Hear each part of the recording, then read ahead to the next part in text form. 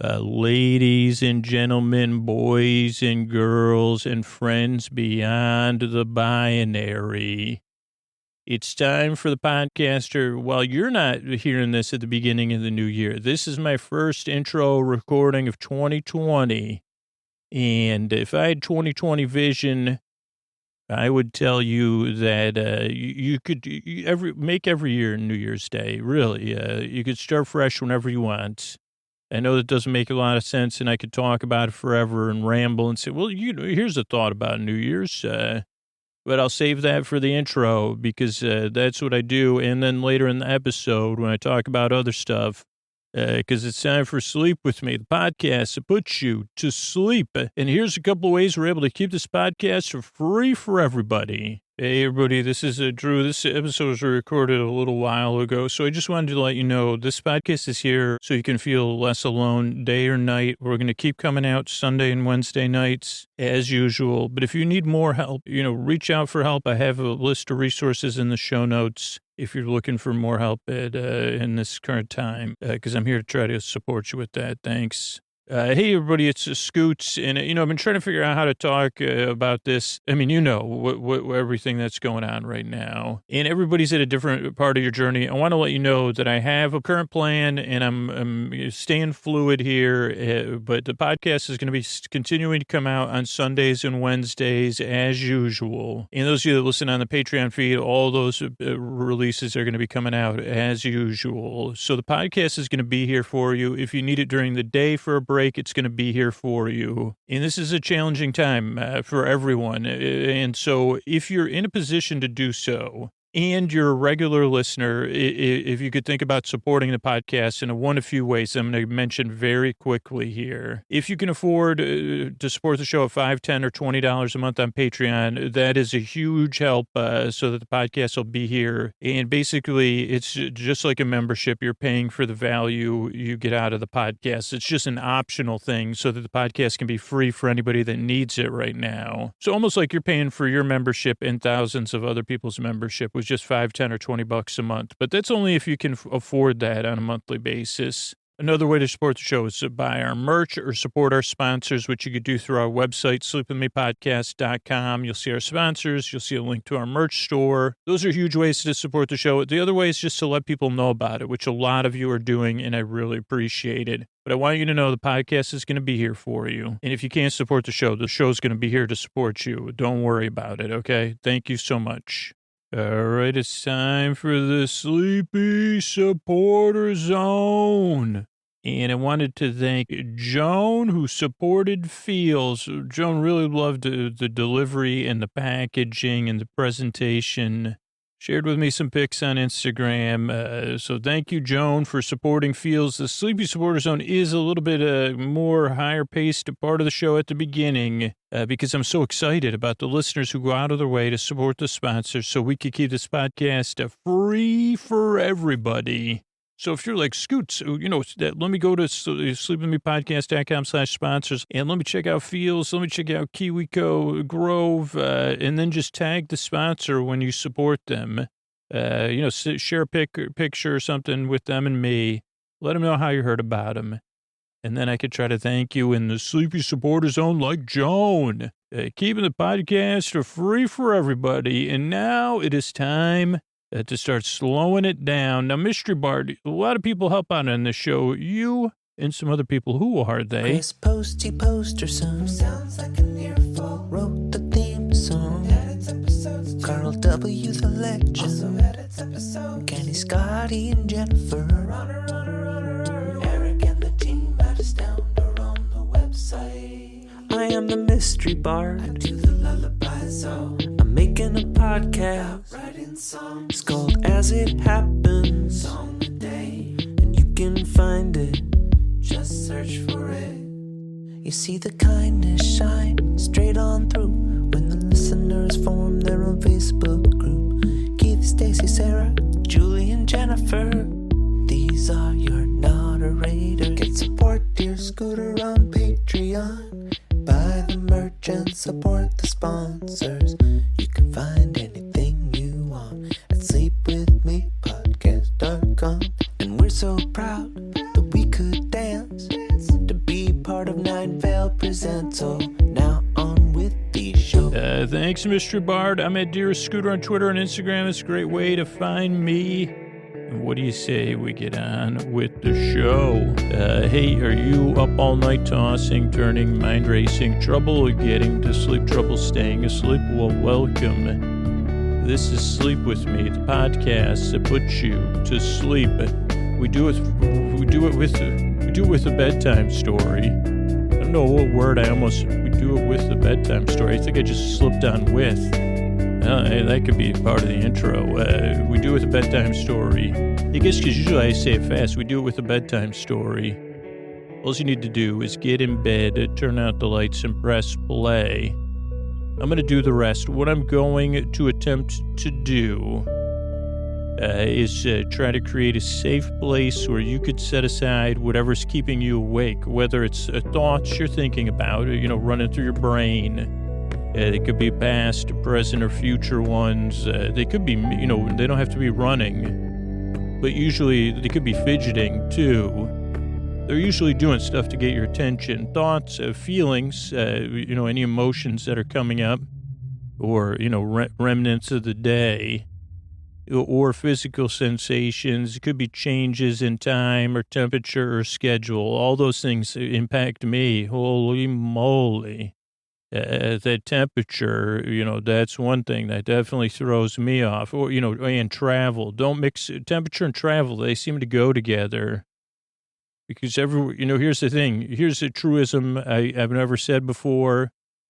Wherever you travel, there's temperature. It could be any kind of temperature. That part's not on the cross stitch, but the cross stitch would be wherever you travel, there's temperature. You can find it at 99-cent stores and clearance centers near you in the future. But the rest of it would be because, every place has a certain temperature. It may be different than the temperature you're used to. And more than likely, it's probably not your ideal temperature. And you may be traveling, and then you say, well, I can't I don't have the rights to the thingamajig that you press to change it. Or you say, well, like you say, well, if you're sharing a room with somebody, you say, holy mackerel. So those are reasons I can't sleep. So whatever's keeping you awake, it could be any of those things. Could be specifically that, it could be traveling, could be temperature. It could be what I was slipping on. What did I say? What a word did I slip on? Thus or something.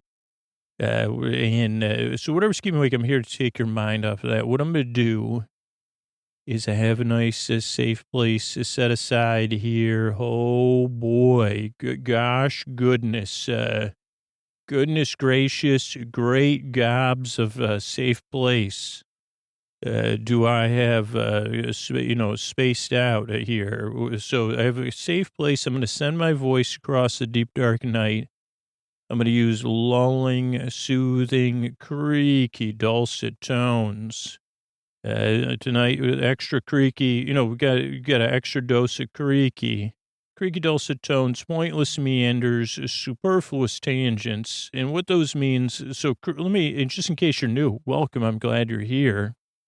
So creaky dulcet tones is kind of the sound of my voice. It's, you say it's somewhat soothing, but not totally soothing. And I think, like you say, well, why does that work for some people, Scoots? Why do you think it's creaky dulcet tones? Why can't I fall asleep to that the dulcet delight show, every single night? Why did I find that one I just couldn't sleep to? I said, well, maybe it's just that it's too smooth. You say, then your brain says, wow, while you're relaxing to those smooth tones of the dulcet delights, let me bring up all this other stuff. Where creaky dulcet tones, they're a little bit more rough around the edges, a little bit more human, if you will. I mean, like on the strong side of fallible. No one ever says that in those movies. They say, well, I like my, I don't think you could call him a hunk, but I like my sleep podcasts with a heavy, like a double side of fallible and ability to be barely comprehensible. So that may be why the creaky dulcet tones work. If you're new, you might say, I don't know about these creaky dulcet tones. I say, well, that's what most listeners said the first time they listened. And so creaky dulcet tones, pointless meanders, that's kind of self-explanatory. They're pointed. I mean, they're there with a purpose. I don't know what that means. I would definitely never have any pointed meanders in this podcast or near your bed. I always go with the sleep podcast. Now, a lot of you are younger, so you won't remember this, and you'll laugh at this.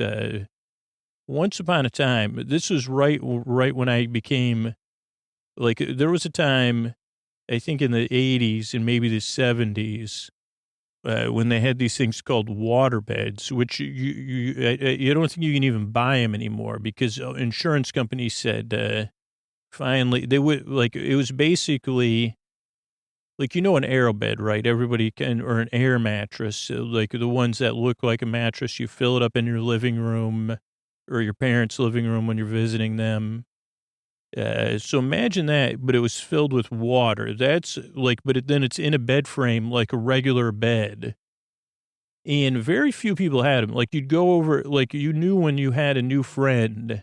I guess, like I never, like you'd go over to their house and they'd say, you say, well, what do you want to do? Play with some toys, run around in your yard. And inevitably in the conversation would come up that their parents had a water bed. And the next thing you know, you'd be in there. And it was like sleeping on a wave. I think like it was generally considered, I don't know. I never slept in a water bed. I've lied in them. You would lie in it, and it would literally have waves. And I think they're associated with like, people that would have like an open shirt with chest hair and like a lot of I don't know, like a 70s vibe thing of like, hey, chitty bang bang, if you know what I mean.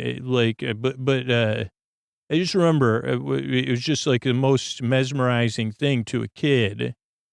And now thinking about it in the history of things, you say, well, that wasn't the strangest things people have done. And I could see for like a Sleep With Me live show, waterbeds would be pretty good, though they're probably heavy and they were known to leak. I think that was the main downfall. One, probably wasn't great for sleeping in the end. Except you could I think you could warm them up. So you could lie in bed and you could say, warm it up, Chris, if your partner was named Chris or they knew that reference. And they might say, I'm about to, and they would dial it up. Now you could use products like the sponsor we had, Chili Sleep Systems or something. But, it was like sleeping on a wave. I don't know what my point is or how that even came up. Really, I have no clue. So I'm just pausing. It was a pointless meander. I said, oh, okay, this is my waterbed thing. I had to explain what a waterbed was. Because I guess the reason I don't have pointed meanders is because I always assume you're listening in waterbed, even though very few people probably are. I mean, the podcast is big enough that I know someone is in a waterbed listening, and I salute you, no doubt about it. And I hope if you have a child and they have friends over, the first thing they do after they say, okay, well, let's go in my room. We can look at my toys for a little while. And they say, well, actually, my parents have a bed that's here's another thing I notice. I don't know if these two things are associated, but people that had water beds always had a maid. So if you lived in a home with a water bed, your parents were also the kind of people that made their bed. So that's interesting as well. I don't know. I don't know if any anthropologist would ever want to work with me on any of these issues, but, one day, I don't know, any outer space systems that are listening into this podcast, start your research on that. It's going to yield results. Okay, so where was I? Pointless meander, superfluous changes. If you're new, I went off topic pretty early there. So structurally, this is a podcast that has weird structure. Starts off with business. That's how we keep it free for everybody. Then there's an intro, which is around 12 to 18 minutes long, where I start to introduce the podcast and I go off topic. It's just like a wave in a waterbed. You should Google it. Maybe I'll try to put it in the show notes. I really wish if I had, if I had a mansion, I would have a waterbed room, and maybe we could just build it on like a room with great drainage, or maybe if I had here's another idea, another free idea for businesses that will give me a lifetime of free visits.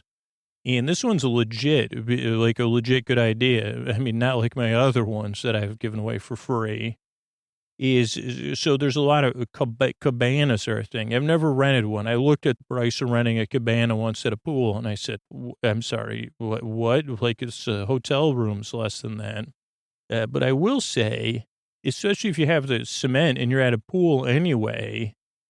Oh, I guess I guess you could. It would be risky, right? My brain that handles the supervision part said, "Well, yeah, I don't think you should put any beds in cabanas, Scoots." And I said, "Why? Then you could sleep in a water bed." And it said, "Well, you could." And I said, "Oh, okay." I'm just thinking of my use at a cabana in a bed. I just lie there in the water bed, looking at the water. I don't know. It'd be something unique. Maybe not in those Las Vegas pools. You're right, because. But maybe at a water park, you could say, yeah, our cabanas, our VIP cabanas have waterbed, maybe a water lounge. You could just call it a water lounge. And you say, if you have the water lounge in there, you can't close the curtains. So anyway, I guess that's it's just a free idea anyway. But I mean, if anybody has any free cabana coupons, send them my way, because that would be cool. Okay, so where was I? Oh, structure the show. So there's an intro. Intro, if you're new, it can throw new listeners off because it kind of doesn't go anywhere. People are like, when is the podcast going to start? What are you talking? This is where you ease into bedtime, because most beds aren't like a waterbed. I think that was one of the appeals of the waterbed. It's all ease. Like once you're in a waterbed, you know it, and you don't got to get comfortable. You're just comfortable until you realize you're in a waterbed. And then probably around minute 10, you're like, how am I going to sleep in here? And then the person says, whatever. So they say, well, I got a bed for sleeping. So this is the cabana bed. Okay. So the intro could just kind of goes, it doesn't go anywhere. It's to help you get ready for bed, ease into bed. Then there's a story. Tonight it'll be a recap of the TV show, The Mandalorian, but it'll be really indirect and meandering, and I'll go off topic. So if you haven't seen the show, it might spoil it for you, but I don't think it will, because you won't really remember. You say, what was Scoots talking about? Was he talking about that Jedi robes don't look they look like they could be a little scrapey and not comforting? But then he says, Obi-Wan, and they say, maybe he talked about that. Did he compare Jedi robes and bathrobes? And says, what's the difference? And then he said, well, Obi-Wan once said, this is my working robe. That's my robe. And then he said, what is it? Then Scoots made up a joke right in the middle of it. He said, what did Obi-Wan say to Doc Brown when they got to the nudist colony? What did Doc Brown, and then he said, robes? We don't need any robes, or something like that. Where we're going, when they were packing. There you go. I backed my way into that joke. Also, what were Doc Brown and Obi-Wan Kenobi doing together? They're best friends. Doc Brown, that was like fan fiction I wrote, where Doc Brown searched the universe for a new best friend. Settled on Obi-Wan long ago, galaxy far, far away. Doc Brown can get there. And then he said, yeah, well, what would you want to do? He said, well, I'm feeling constricted by the Force and all these rules about being a Jedi and stuff. This was young Obi-Wan. And he said, well, he goes, that Qui-Gon Jinn's like, he's so holy cow. I got a vacay coming up though, bestie. What do you think we should do? Because I'd like to go see those shopping malls you've been telling me about. And then Doc Brown said, well, no, we're going to go check out this place where you don't wear any clothes. And they said, okay, let me start packing my robes. And he said, robes? Where we're going, you don't need any robes. So that one didn't take too long to figure out.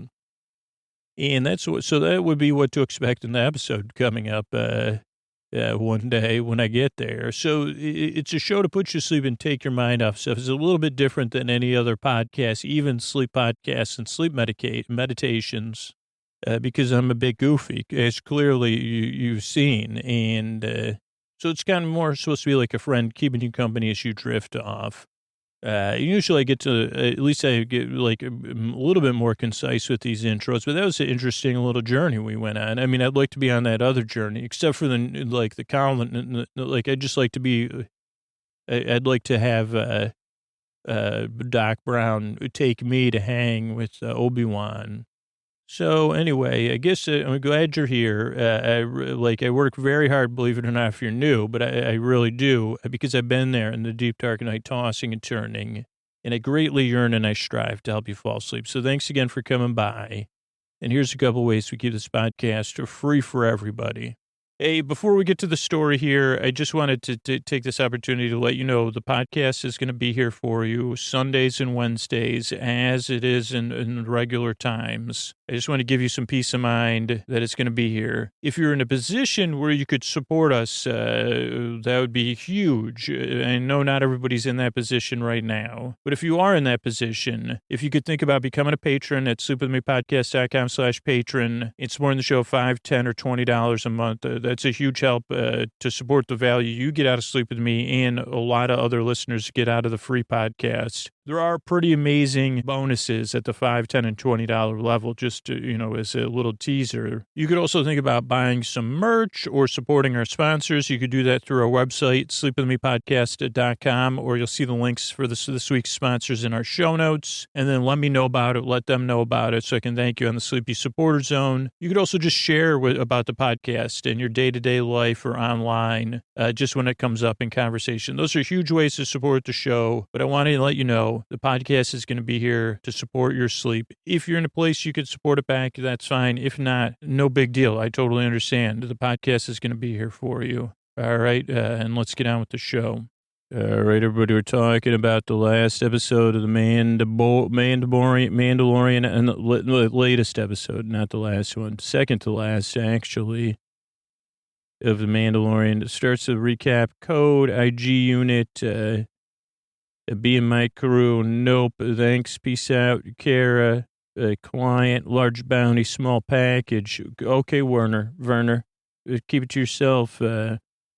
Also playing ball, hide and seek. And then the episode opens. That's my quick recap. Let me make sure my subtitles are on here so I can capture some of the dialogue while we go through this.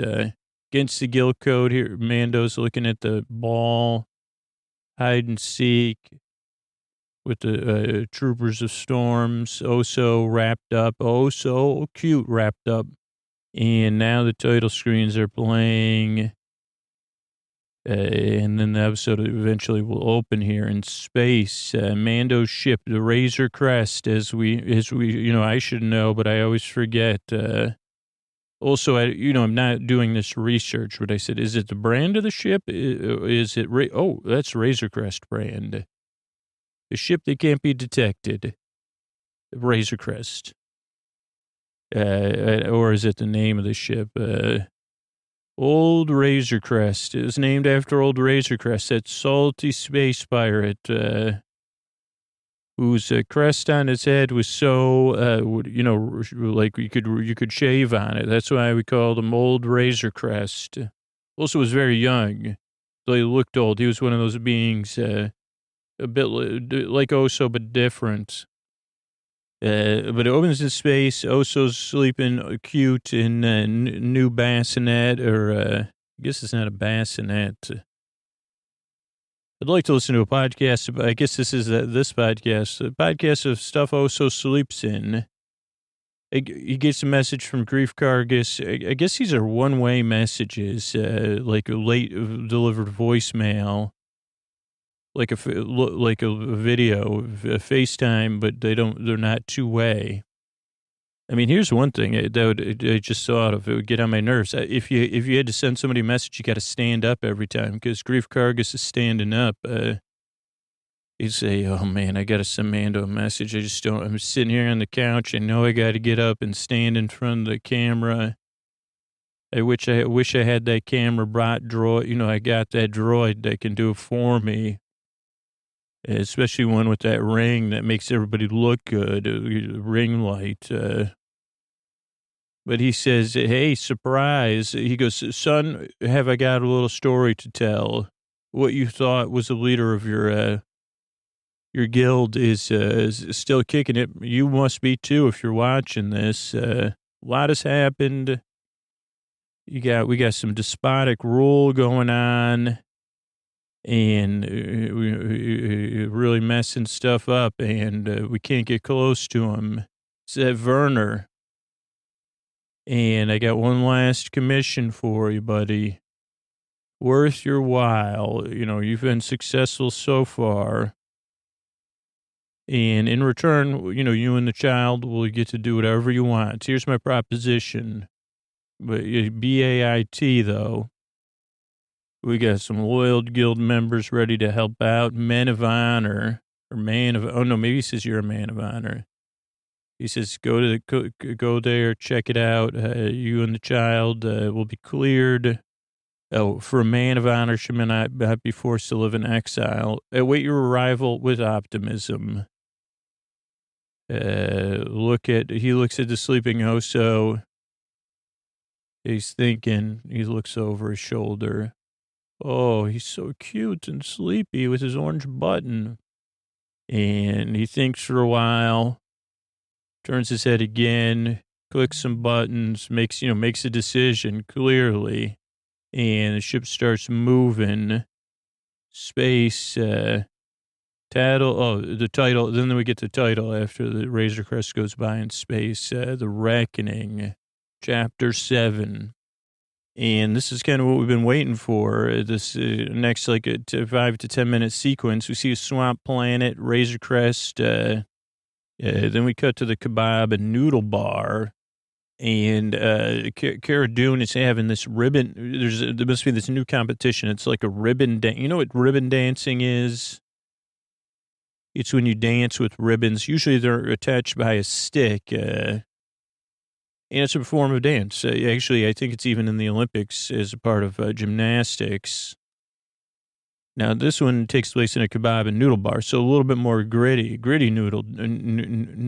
Actually, maybe it was noodle dance. Oh, ribbon noodles. So it's not just ribbon dancing. It's a ribbon noodle dancing dance-off where they use the ribbons in a competitive way. So she's doing that against a dude who looks a bit like an ankylosaurus. His crest like a dino. That's what I put originally.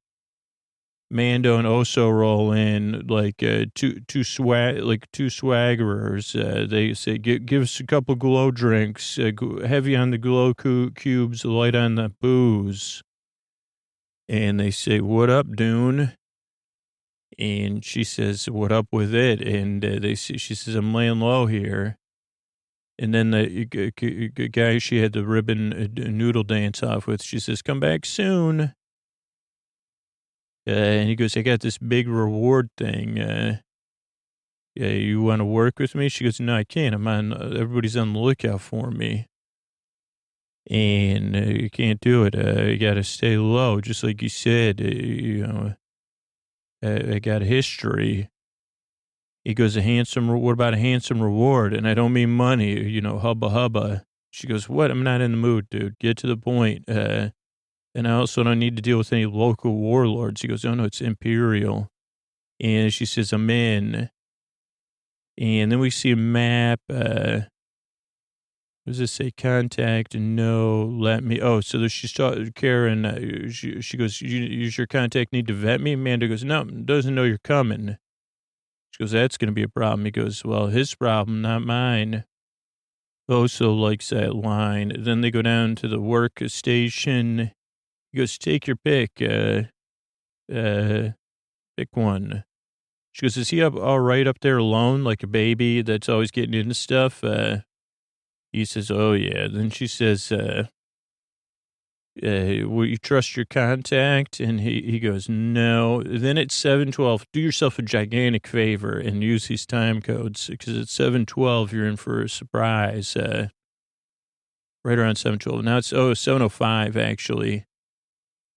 Oh, wow. It goes on for a while. They zoom in. At first, at 7:05, it's in the background.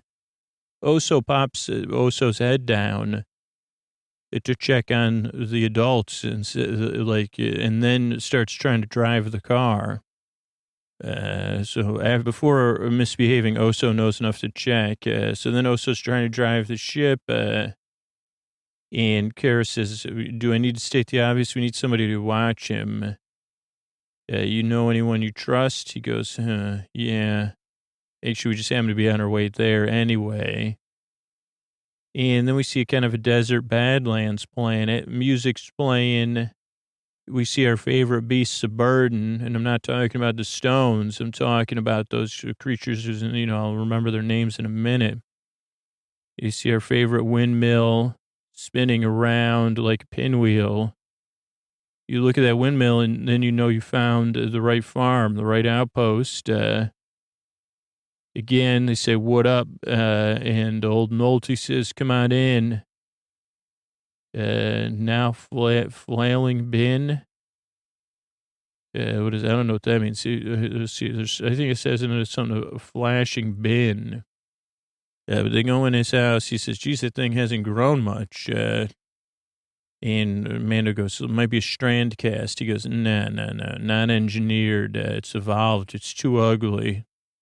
He goes, what Cara doing, though? She could be from the Saito Caves of someplace, Norvo or something. And he goes, she was a dropper. And he goes, oh, yeah, I was on the other side. Sorry, but I was conscripted, so I had to pay my clan's debt. Now I serve no one but myself. And then we have our little favorite IG unit. It says, T anyone? And everyone gets freaked. Like, what the heck? Mando says, no, this thing's out. And he goes, no, I reprogrammed it. Don't worry. And then we have this very poetic, thing. And let me read some of it because it's a flashback.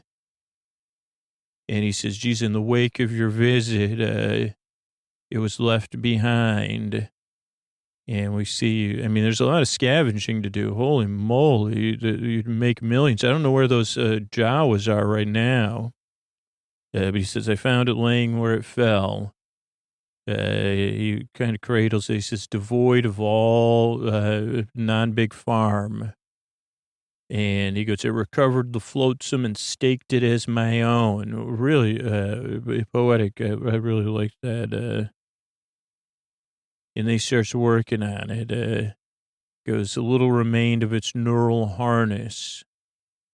The reconstruction was quite difficult, but not impossible. Then there's a sequence of the IG unit learning everything from scratch. Something that cannot be taught with a twist of a spanner. Patience, repetition. I wish I had someone to train me like this, trying to feed the blurgs. So that's what they're called, the blurgs. Day after day, reinforcing its development. I guess this is foreshadowing. Patience and affirmation. So what a good parent. It developed personality as his experiences grew. And eventually he could pour dinner oatmeal for the blurg and move boxes and stuff like that, which was great. And now serve tea. Yeah, so then they have a stare down. He goes, no, it's a protector now, not a looking for people stuff. Mando and the IG unit stare each other down. And it's silence, and then the IG unit says, T, anyone? Anyone. Yeah, then we have an outside sequence with the Mando, and Mando goes, geez, I got a situation. The guy goes, well, why else would you come out here? And, duh. And Mando goes, I want to hire you. He goes, I'm retired. And he goes, I can pay you handsomely Ugnaught. And he goes, by the way, I got a name. It's Queel, I think. Like almost like Quill, but Queel. He goes, I'm not a babysitter. He goes, I'll reprogram the IG unit for babysitting. He goes, why don't you like droids anyway? And he goes, they're not good or bad. They just are neutral reflections of those who imprint them. Mando goes, I don't believe that. He goes, well, do you trust me? He goes, yeah, I guess so. He goes, then you will trust my work. And he goes, this one, he says, IG and I will do it. We'll do it for free because we want to keep it. We like that kid. And he says, none will be free until the old ways are gone forever. So he would join the Khaleesi, man. He's down for breaking the wheel, even though that didn't work out. He goes, also, blurgs are coming. And Mando goes, you got to be kidding me. He goes, yep, I've spoken. Then they're in space, and I guess they decide to feed the blurgs while they're on autopilot and have an arm wrestling match between Cara Dune and Mando while Quill's working. Looks like he's smoking some kind of pipe or something. Like he's pulling tubes, like literally pulling tubes at about 1350. But Baby Oso does not like the arm wrestling and lets Cara Dune know about it with mystical hand stuff. Amanda goes, what are you doing? No, she's a friend. We were just playing arm wrestling. He goes, Cara's my friend. And she goes, that's not okay. And then Quill goes, curious. And she goes, curious. He goes, there's stuff with a mudhorn. Now it all makes sense. He goes, I've heard about this. He goes, she goes, what, in the Empire? He goes, no. He goes, well, when I was put in the Empire, oh no, he goes, yeah, I'm free because I worked my way to freedom. Maybe you would know what that is. He goes, I worked 3 human lifetimes. Then IG rolls up silently. He doesn't seem to like Kara's tone. I don't know. I was trying to count how many eyes the IG unit has. A lot. Amanda goes, how about a nice crib for this baby? Let's change the subject. Could you pad this floating shipping container I have? And he goes, I'll fabricate a better one with my hands, with the skill of one's hands. So he gets use on that. Let's see. Then Karen and Mando are flying. They say, we're going to Navarro. Have you ever been there? Nope. Not a great place. So the city's dug in deep, no cover. And Empire held it till the end of the war. Mando goes, yeah, this dude is no insignia, but he's like, he's some sort of, imperial warlord. Oh, like former officer. Then the IG unit comes, second meal, do you want it here or below? Mando goes, not hungry, dude. I guess he speaks for the royal week because Cara doesn't get to eat. Maybe she bailed, though. And he goes, this thing can't go off the ship. She goes, geez, it's rewired. And he goes, yeah, I don't know. I don't care how much wiring it replaced. It's its nature. And she goes, it's not going to take long. This is going to be easy. Easy and quick. I'm going to go eat with the IG unit, by the way. Bye. Mando sits there solo thinking. Then let's see, not hungry. Then we see it's the planet. We land. Grief's standing there with 3 guild members. I think one of the dudes with the big helmets. The blurgs get off with the 3 of them on it, which is impressive. That leaves Grief and his crew speechless. I mean, if you see, Amanda says, is this the first blurg you saw? I'm a blurg rider now. On a gray blurg I ride. And by the way, we are kind of wanted. And Grief says, I walk these dirts. He goes, anyway, sorry, man. Sorry about everything getting so complicated. And he goes, introductions are in order. I guess I thought you were coming by yourself. He goes, but we all got security now. And Grief says maybe the guild trooper should stay back since she's got tattoos. And anti-empire tattoos, and they look at their hackles up.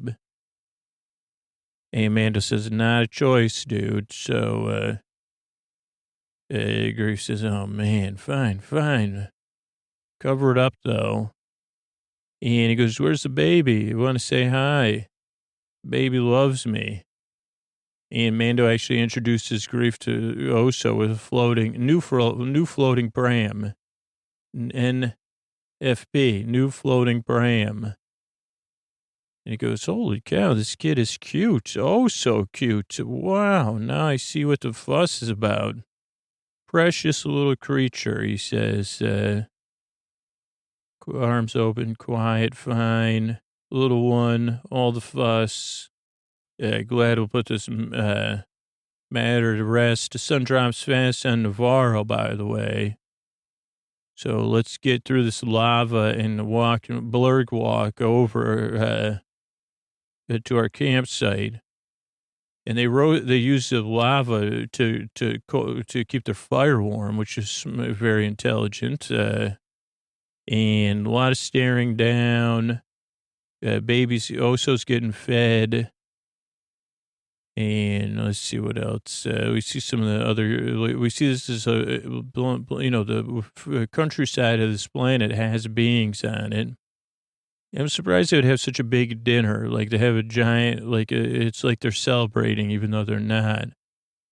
But they're all gathered around working. Feed Oso. Like I said, they're kicked back. Actually, Grief's in parlay position at 2012. Goes, that little bugger.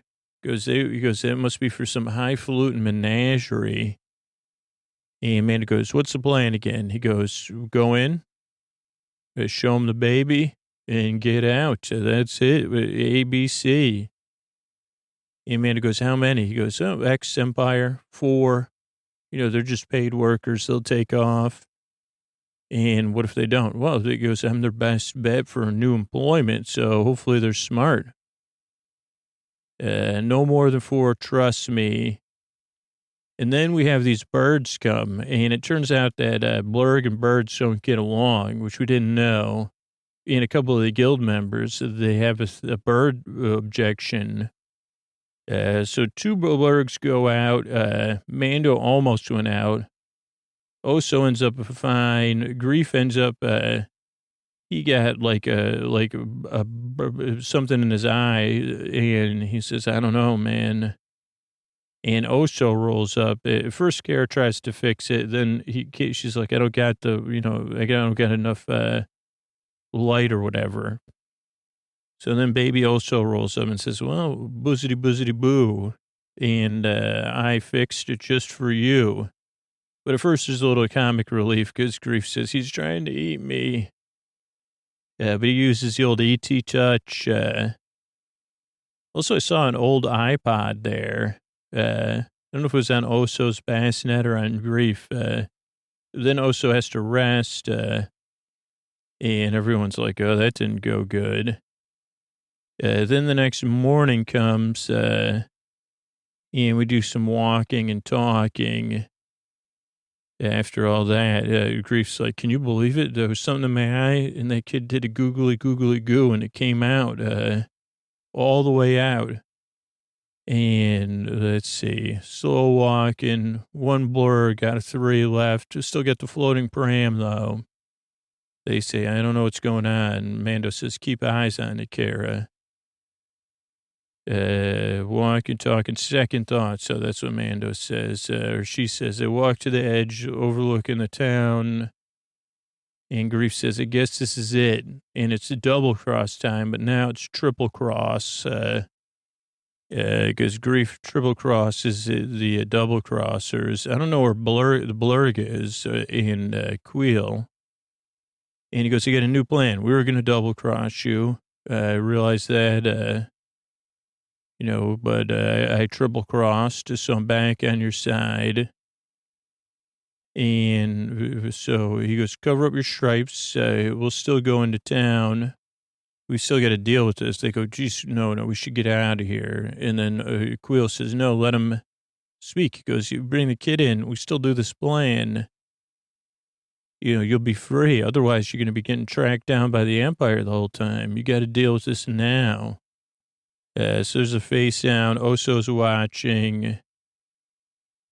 And he goes, okay, yeah, just pretend you caught me. Kara's works for you.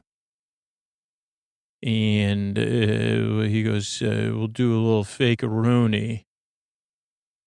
So he says, hey, yeah, let's pretend we caught you and the child.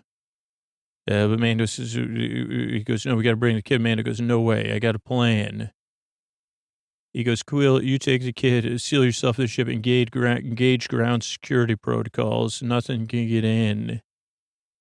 And here's the comm link, a still chapstick thing. And he says, let's do this thing. He says goodbye. And they get ready, a couple prep shots, everybody getting ready, holding the baby. And they head off. He pats the baby's back. We got an empty crib, but it's sealed up, which is hilarious. We watch them go bye-bye.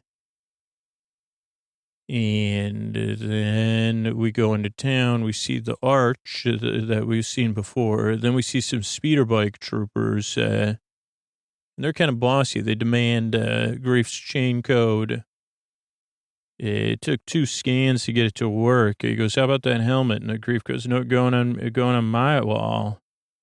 On your wall, Mando says.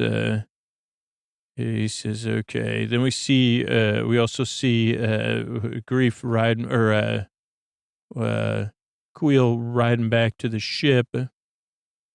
Let's see, right now they're scanning his chain code. They had to scan it twice to get it to work. He goes, this scanner's not quite up to date. But he says, yeah, now he's handing his chain code back to him. They start rolling out again. They got to go through town with the floating pram. Yeah, getting lots of looks from everybody. And Kara says, what about, I thought you said there'd be 4 people here. And he goes, yeah, with inside. And I didn't mean outside. He goes, this is, And she goes, slip Mando his stuff. He goes, maybe later. And she's kind of glaring at him. Mando looks at the pram. And now we see the Blurred again, Quail and Oso riding back to the ship. And then they roll into the Werner's office. We see the 4 troopers, which Grief brags on. 4 troopers, see? And Werner stands, oh, great. Good to see you. New armor, eh? Grief's like, as promised, I got this dude here. And, Werner says, nice craftsmanship on this armor of yours. Beautiful Beskar, forged by ancestral artisans and elaborate use of alliteration twice. Excellent alliteration. He goes, how about a libation, man? Old Grief. And he goes, hit me, boss. So then they go and sit down. And then they say, okay, then more troops come in. And then we get a speech from the old warlord, old Werner. He goes, man, don't you realize the Empire is so great? Improves every system by every metric. Wealth of wealthy people. Prosperity of prosperous. Trade with trading people. Opportunities for the people that have the opportunities. Clean houses for those with cleaning crews. Goes, isn't that better than this revolution thing? He goes, it's cleaner. He goes, look at all this dust, even on these stormtroopers. They're not shiny. And then this part was so hilarious, but it was so hilarious that you could lean into it. He goes, let me see the baby. Grief goes, he's asleep. And then I think it was just this one line made it work. He goes, I'd like to see the baby. Grief goes, he's asleep, dude. And he goes, oh, we'll be quiet. It was just cry. It's a really, and then he goes, oh boy. And he says, open the pram, by the way. I'm not a sucker. And he just happens to get a call right then, which really works out. So he gets a call, goes, Excuse me. Let me see what he says. I don't mean to be rude. I got to take this call, though. It's my boss. Then Mando gets ready for his move. There's actually a salt and pepper shaker on the bar, I think. A grinder. Grief goes, you got one chance. And Kara says, there's way more troopers than we expected. He goes, what can I tell you? Nobody's perfect, right? Yeah, let's see. Currently sleeping. Oh, then the boss, who we see, I don't want to spoil it for anybody. Moff Gideon says, "Where's the baby?" He goes, "Currently sleeping, I think." Then we see this one thing that was strange, I guess, when you think about the value. But I mean, maybe they had some precision, something going on. They take out a Werner and his crew. Moff Gideon does the Empire, like a total bust or something. But he leaves Cara, Grief, and Mando and the baby. And so they get ready. They say, what just happened? Was that a double cross? I mean, that's what I thought at first. Then we see these stormtroopers in black. I don't know exactly what you call those. Serious troopers. And then a transport pulls up with a ton more stormtroopers. They get off. They're clean. They have shiny. They're like, Kara's like, you got to be kidding me. So then all of them are gathered. So it's like so outnumbered, like 80-1, maybe even 100, well, maybe like 60-1. And then Mando, classic mistake. He goes, Quill, you at your ship? You taking that slow moving blurg there? Get out of here. Get on the ship and go. Of course, they have the phones tapped. So the speeder bike troopers hop on their bikes and take off. And then we have a ticking clock, a quick one, quickly ticking. So we have the showdown. We have them cornered and trying to figure out what's next. Then we have not an X-Wing, TIE fighter come in. And it does some fancy landing moves. Oh, boy, is it fancy, the landing moves. Then we have the race to the ship. The wings fold on it. That's what I mean, the fancy landing wings. Even kicks up so much dirt, Grief Carcass coughs. Then we have Blurg and Quill trying to get back to the ship. They're almost there, of course. Oh, of course. And then we have the roof of the TIE fighter opening slowly. Oh, that's when you say, holy, El Pollo Loco. And he's got kind of like a Vader outfit going. I don't know if that's what all Moffs wear. And a cloak and a glare that we haven't seen since, season 5. He goes, you have something I want. And they go, who is this guy? And you might think you know what you're doing, but you don't. You don't even know who you're messing with. And Amanda goes, are you back at the ship? They're on to us. Then we see another sequence of the chase going on. And he goes, I already got you. He goes, the baby is going to be mine. Then we have another chase segment. He says, is he going to make it? Very tension. Mando calling. The door going down. And he says, this means more to me than you'll ever know. This baby so. Mando gives one more thing back, and then we realize it didn't. Well, at first you think maybe there's one other thing, but if you really watch like 5 or 6 times, you realize the speeder bikers ended up catching up and saying, hey, don't you want to ride on a speeder bike, Oso? We have, and then Oso says, I guess I'll try it. And Quill and the Blurg, they decide to take a break. And they say, well, we'll go visit the big farm because we want to see those other 2 Blurgs that went with the birds to the big farm.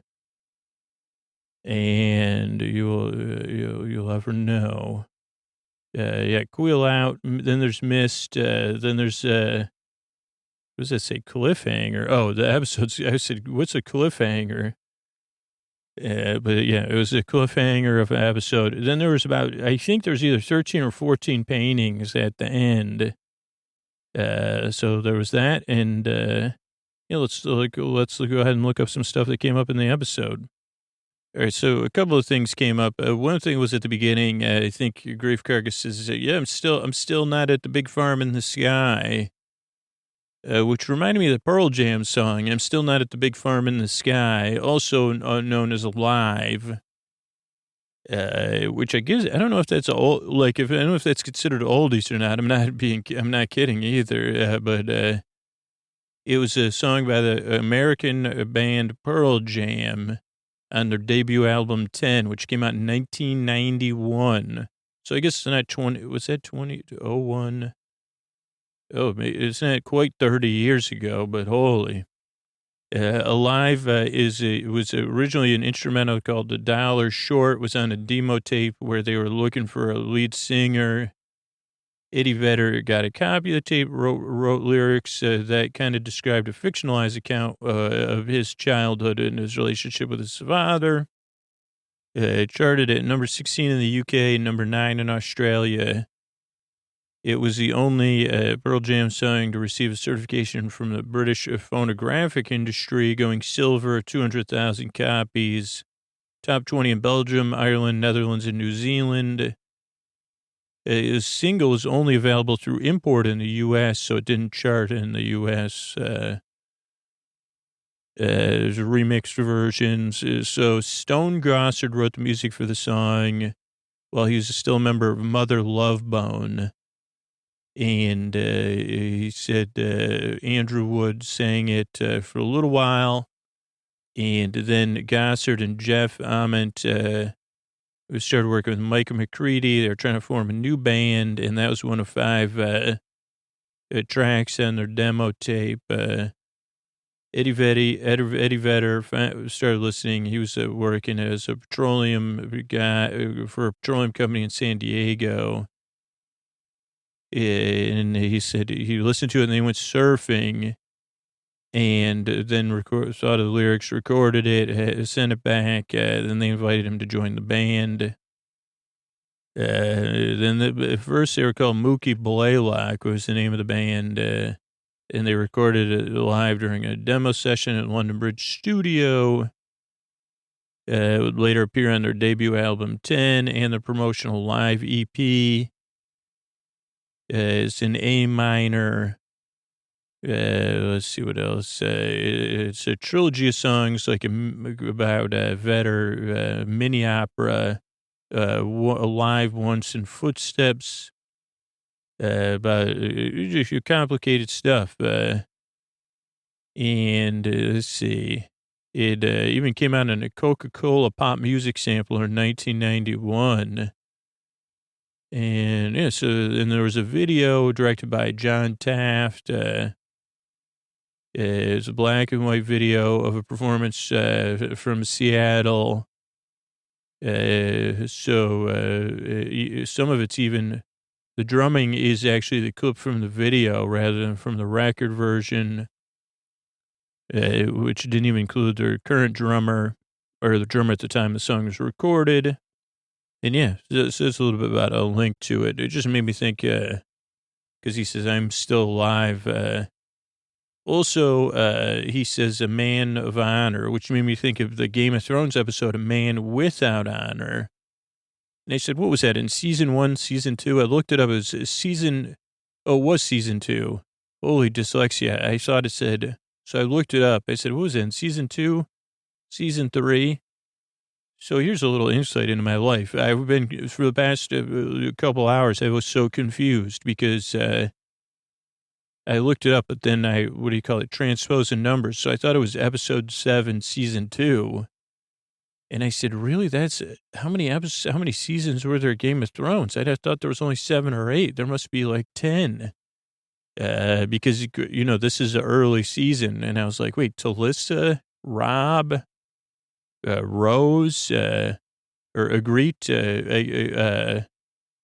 and Mom, everybody's in this episode, like Tywin. So I was really mixed up. So I guess it's not a relief because then I said, wow, I must have forgot a lot about those first seasons.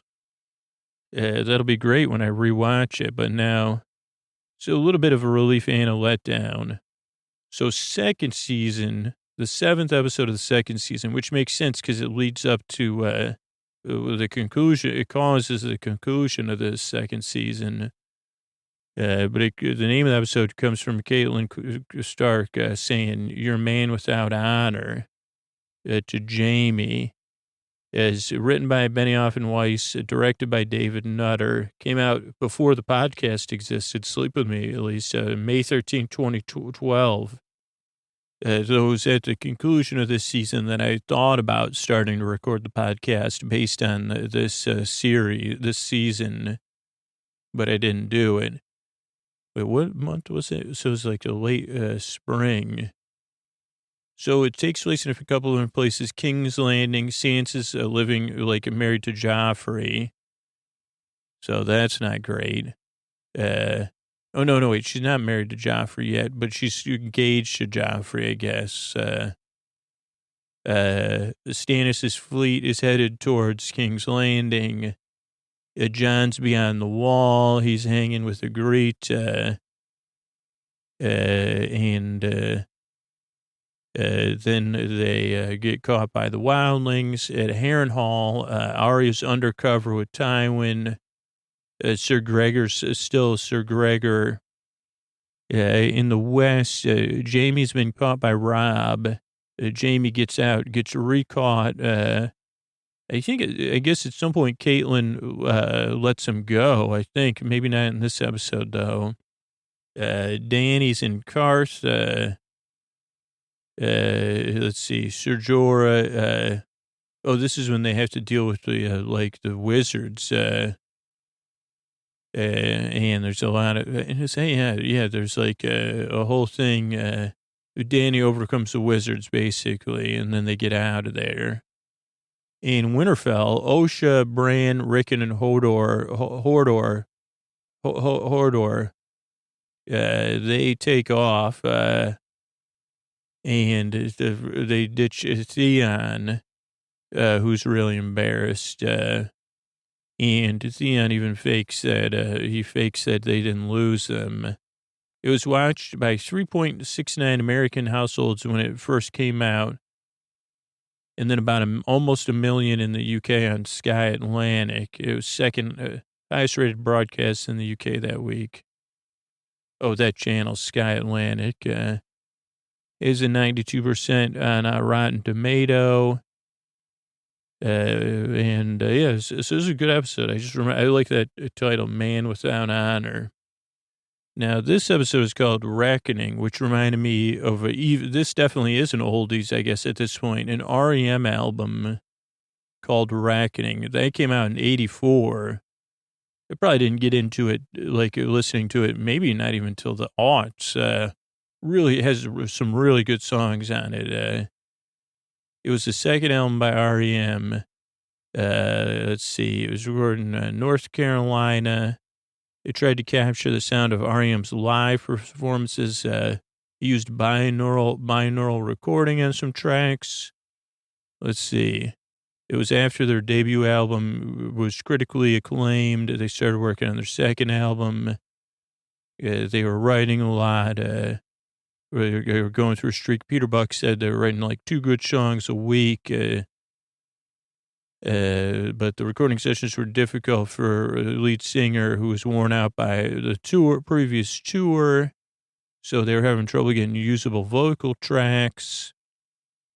But yeah, a couple of songs. Let's look at the songs because those are review scores. End of Reckoning. I guess they made a movie about it. I was just trying to see if I could see packaging. So I'll link to this article from Wikipedia. But side one has, there's South Central Rain. But then I love these 2 songs. I love Pretty Persuasion and Don't Go Back to Rockville. I really like both those songs a lot, just in case you're wondering. Those are like 2 REM songs, and I know they had way more popular and probably better written songs. But those are 2 songs that I really can listen to. That one, and then what's the one? Boxcars Are Turning. That has another title, but those 3 songs, Pretty Persuasion, Don't go back to Rockville. So definitely listen to those. Check those out. Okay, how about an Ankylosaurus? This is from livescience.com. Article from May 10th, 2017 by Joseph Castro. 5 facts about the Ankylosaurus. So let's get these 5 facts. Are they buried in the article? Well, Ankylosaurus lived on low-lying plants. It had a big tail. It might have been flat and triangular, but it particularly in movies is like a club-like. And it was armored, massive knobs and plates known as ostroderms. Could only go 6 miles an hour. Let's see. So yeah, let's see. I think a couple other things. It's called that just because it was like a tank. It means fused lizard in Greek because its bones and skulls and other parts were fused, making it extremely rugged. Lived in the late Cretaceous period, 65.5 million to 66.8 million, and roamed the western United States and Alberta, Canada. They did downsize it a bit as they've been analyzing stuff. The largest one was 25.5 feet long and 5.6 feet wide. And it could have weighed up to 4 metric tons covered in armor. So that was another one. Here's another thing to check out. I'll just Custer State Park. It's on the edge of the Badlands. And I'll just link to it. It does have 1,500 free roaming bison. And then it's near Wind Cave, Mount Rushmore, Jewel Cave, Crazy Horse National Monument, and Badlands National Park. And it's a South Dakota State Park. If you're looking for a great combination, like 2 days, especially if you're driving, that area is just amazing, or longer, Okay, how about some words for the SAT for those students? Devoid, D-E-V-O-I-D, devoid. It's from the obsolete, and it means empty, having none of, completely without. That's an adjective. As a verb, to empty out or remove, devoid. Oh, wow, anagrams they have in here. Vadi, voided. Devoid and voided are anagrams. That's good to know. I'll never remember that. That's devoid. Flotsam actually comes up as flotsam and jetsam. Flotsam, though, it's spelled F-L-O-T-S-A-M. Flotsam. It's the remains of a ship floating or stuff that's been discharged from a boat on the ocean or the sea. In space, it could be, anything, I guess. A collection of items or fragments of little importance or considered to be of little worth. Dregs, I guess, is a synonym, according to that. So that's flotsam and jetsam. Then Star-Lord, I'll just link to that because his name is Peter Quill, not Quail. But that's a fictional superhero, a Marvel Comics.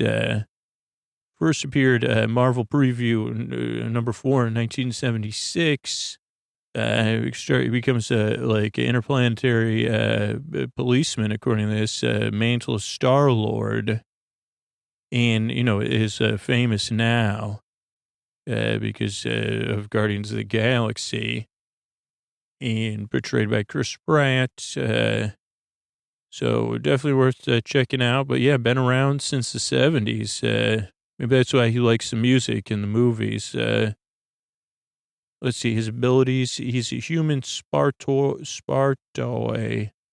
hybrid. Enhanced strength, durability, longevity.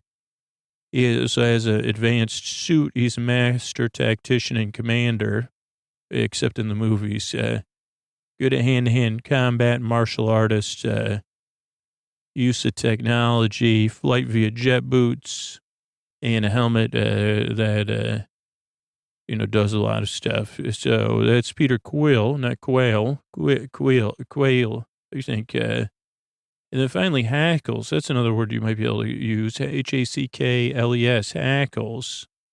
According to Wikipedia, the erectile plumage in the hair or hair in the neck area of some birds and mammals, the hackles. So the hair on the back of your neck, that's a hackle.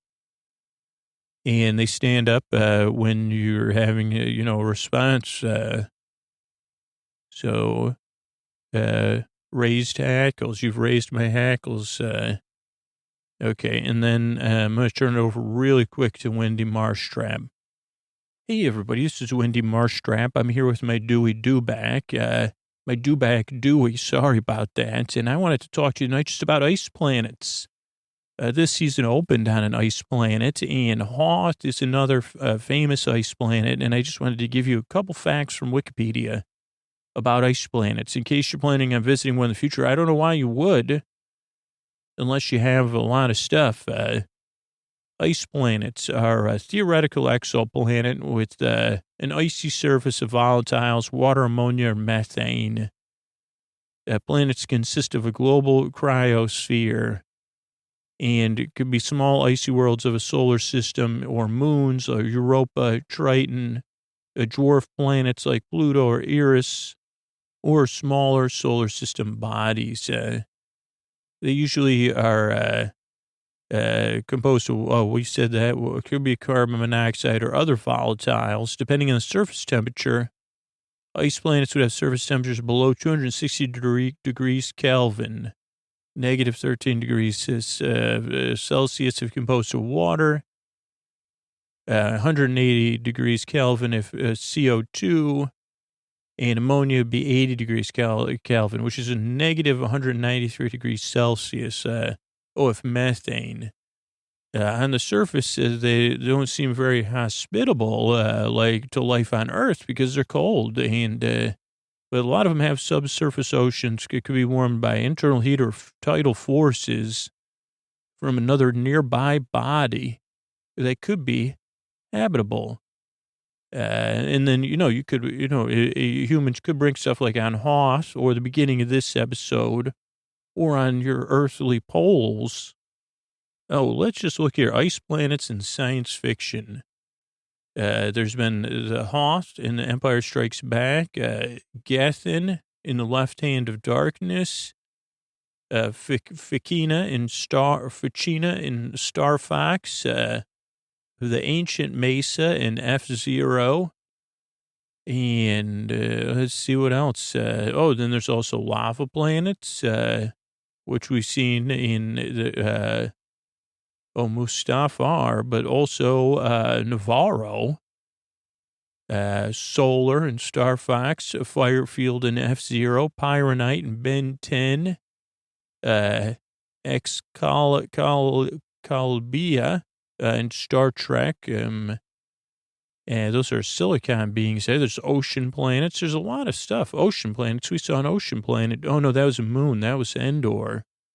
Oh, no, that was a moon of Endor. Correct? Well, anyway, folks, this is Wendy Marstrap saying, if you visit an ice planet, bring a coat, please. And a lot more than that. From Dewey and I, good night. All right, I want to thank everybody that supported the show on Patreon recently. Aaron, Nick, and Connie, thanks, good night. Virginia, Ty, and Jesse, thank you, thanks, good night. Montana, Mika, and Valerie, thanks, good night. Christine, Nia, and Naomi, thank you, thanks, good night. Hazel, Leon, and Katie, thanks, good night. Pampus, Layla, and Anatoly, thank you, thanks, good night. Chris, Teresa, and Joanna, thank you, thanks, good night. Karen, Abby, and Nolan, thank you, thanks, good night. Martha, Chris, and Alicia, thanks, good night. Renee, Jesse, and Blaine, thank you, thanks, good night. Shannon, Magpie, and Karen with a Y, thanks, good night. Sarah, Shibin, and Aaron, thank you, thanks, good night. David, Tiffany, and Seth, thank you, thanks, good night. Stephanie, Rachel, and Allison, thank you, thanks, good night. Vincent, Olivia, and Paul, thanks, good night. Mark, Sarah, and Aaliyah. Thanks, good night. And John, thank you. Thanks, and good night. Thanks, everybody who supports the show. The podcast exists as a free podcast. Can people support the show or support the sponsors, buy our merch? Thank you, everybody does that. And we grow as a podcast because people that just spread the word naturally if it comes up or bring, say, hey, well, this is a podcast I use, or this is my experience with it, and you show them how. And here's a podcast from Night Vale Presents I want you to know about. Thanks. Good night, everybody.